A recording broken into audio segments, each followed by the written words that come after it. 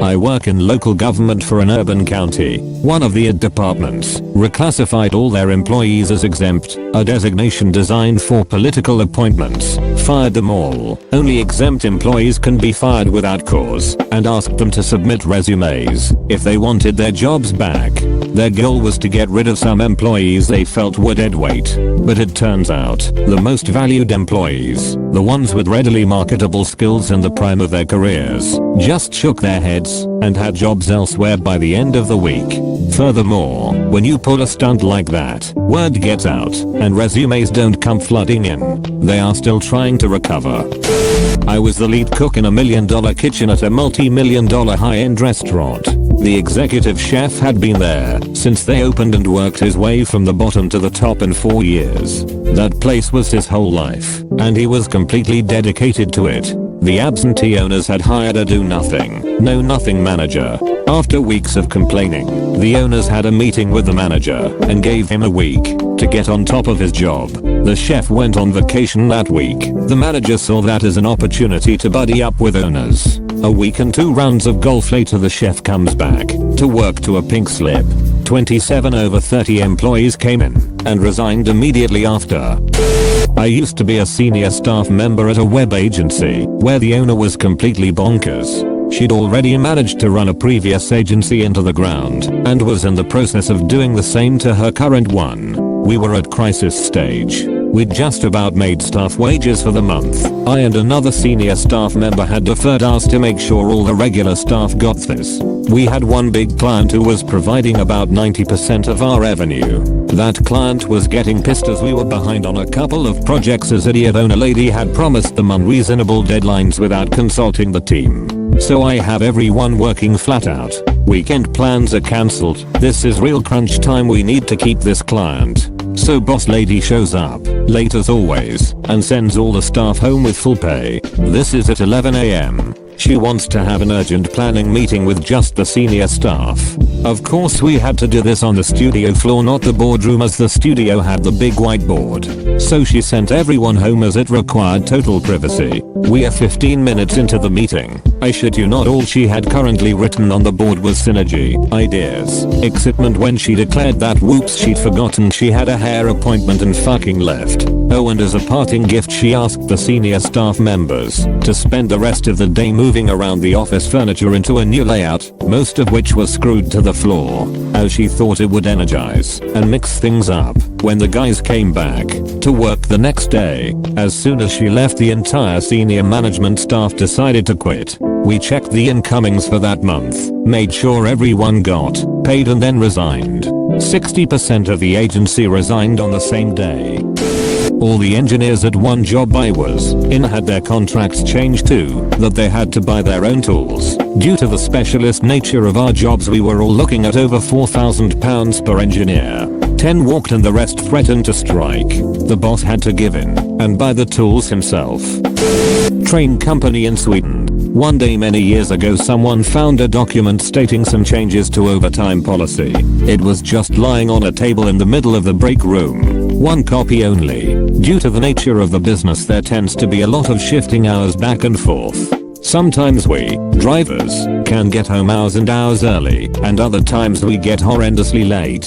Hence overtime. This document stated that now overtime forms had to be filled for when we came home early, undertime, so to speak. This otherwise already scheduled time would be withdrawn, and the company would then be able to reuse that time. Negative overtime. One copy on a table, and a few hours later people had come in from all over in a major huff. There were outright and immediate resignations, shouting matches, phone calls to union representatives, a huge outcry overall.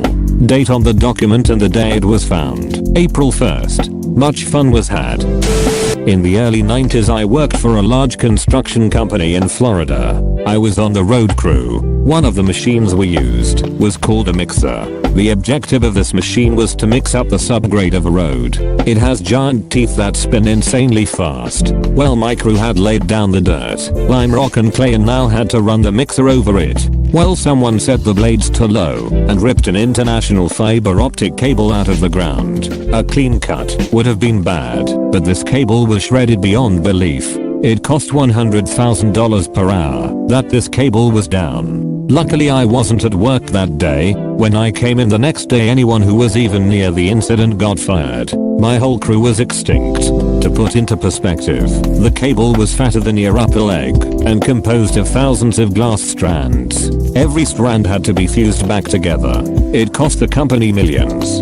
Total about 40 people were fired, and I was put on another crew. I used to work at a pickle factory in Michigan. When the new owners took over, they insisted they change the recipe that had been the same for over 50 years without consulting the workers.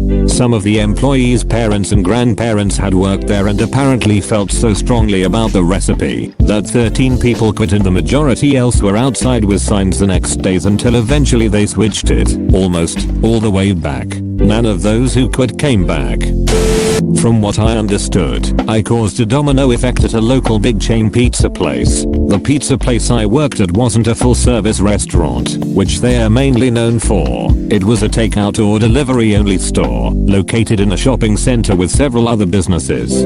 During the 2 years I worked there, we had gone through 3 store managers. The first manager was awesome. He was firm, strict, but fair. The second manager was a bit of a ditz. He went by the book, but you could tell his heart wasn't really in it. I think he preferred to be a driver than a manager. The third manager was an all-out bitch. She mistreated the employees, especially the men, and she'd do things that only benefited her, not others. I was getting fed up. She had put a suggestion box outside her office. I wrote a very lengthy suggestion that she treat her employees with respect. She basically fired me. She said I'd resigned. I didn't care. I was no longer under her tyrannical rule. A friend of mine who still worked there called me a week later and told me 3 other people quit because, like me, they got tired of her shit. Later that same year, I quit late summer, about 2 weeks after Halloween. My parents ordered a pizza from that pizza place's major competitor. They asked me to give the driver the money, and when I did, it turned out to be a driver I knew from the other place. She told me she quit on Halloween night because she wanted to take her 4-year-old trick-or-treating, but the manager said no. Then she, the manager, took off early, in the middle of a fucking rush, to take her own 8-year-old daughter trick-or-treating. The driver that was now working for the competitor told me she threw her hat at the manager, told her to fuck off, and quit right there. A year or 2 later, I ran into the old assistant manager, who was now working at an Arby's. She told me many others had quit, and that manager was no longer there. She and her husband were fired, due to stealing money from that store. Comma, it works, bitches.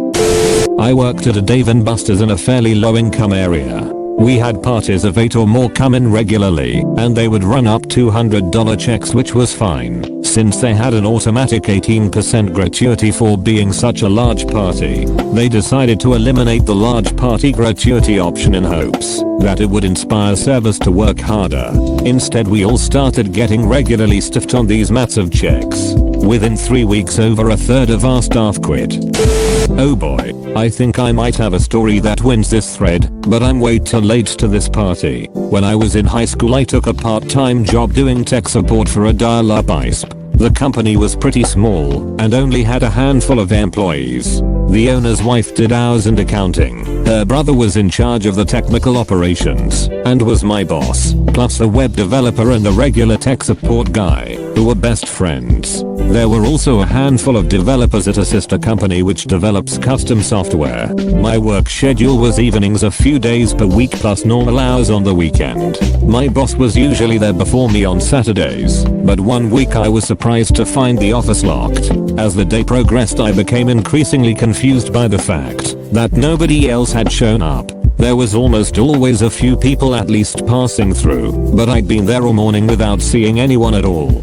Finally, after a few hours, my boss walks in and said, "You're probably wondering where everyone is." He told me that everyone except me, the owner, and his wife had quit. He wouldn't say why, but assured me that it wasn't something I needed to worry about, and that, since his job was vital, he was going to stay at the company until a replacement could be found. I tried to find out what was happening, but he said I'd have to talk to the owner. When the owner arrived, there was clearly tension between the two of them. He also wouldn't tell me what had happened, but was very eager to make sure I wasn't going to jump ship. Eventually they hired new employees and found a replacement for my boss and things went back to normal. But I still didn't have any idea what the hell had happened, and the owner clearly wasn't interested in discussing it. Cut to a few months later. I'm walking around the show floor at the Macworld conference in New York when I bump into the former tech support guy and former web developer. We spent a few minutes catching up, then the tech support guy grins and says, "Tech, so do you know what happened? Why everyone quit?" Me, no, but I've certainly been curious. Owner didn't tell me, and I didn't want to pry.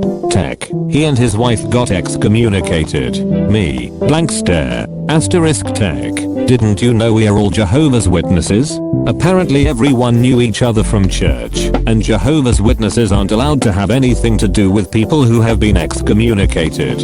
It wasn't until years later that I learned that the owner and his wife were swingers, and someone in the church found out. My company has had a pay freeze for over 7 years. We've had 10 plus employees quit in our office due to this. The work is rather hard, and we are expected to work up to state standards, yet we are paid near minimum wage. We have patients' lives in our hands for fuck's sake. A friend of mine quit his job a year ago after the company was bought out by a place in Ohio that announced several things. Engineers would receive no raises in the foreseeable future because engineering was not the company's sole purpose. They slashed healthcare to the bone, and they changed dental plans to Delta, Ohio. Friend lives in Ma, where nearly nothing was covered. His leaving was followed by nearly 1/4 of the engineering staff. Gather round children and let me regale you with a tale of retail misery and woe. About 7 years back I worked at Best Buy. My store was located across from one of the busiest malls in the Northeast, in an area that was a mix of lower and upper class. Around July, the store started doing one of those promotions wherein they offer you magazines at checkout. You sign up for 5 free ones, and then if you don't cancel you start getting charged the yearly subscription fee for them. The cashiers were incentivized to get as many magazine subscriptions as possible. As I worked loss prevention, I really didn't care at all about this program. I didn't care until October. Suddenly we started getting massive complaints about people getting charged for subscriptions who never signed up for them. It started as 1 or 2, and we just assumed they forgot to cancel. But soon, several dozen angry customers were complaining to us, corporate, and anyone who would listen. We started an investigation. Lots of odd and shitty hours going through camera footage and register logs.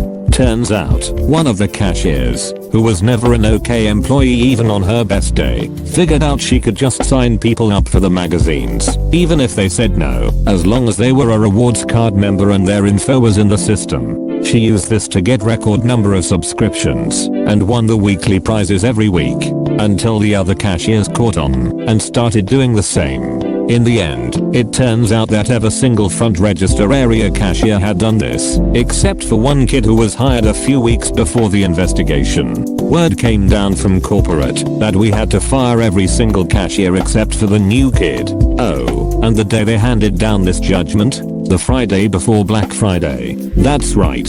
With 1 week to spare before the biggest shopping day of the year, we were ordered to fire all of our cashiers. As you can imagine, this did not go over well with management, but their hands were tied. So we tried to hire and train as many people as we could in a week. But as you can imagine, that Black Friday was chaos. Some employees worked 20 hours straight, 10 in their department and 10 on front register. All managers and supervisors worked close to 24 hours. They even tried to convince LP to lend a hand, to which we laughed of course. I don't want to know how much they lost between the lawsuits from the customers for fraud and the labor board fines and complaints filed by employees.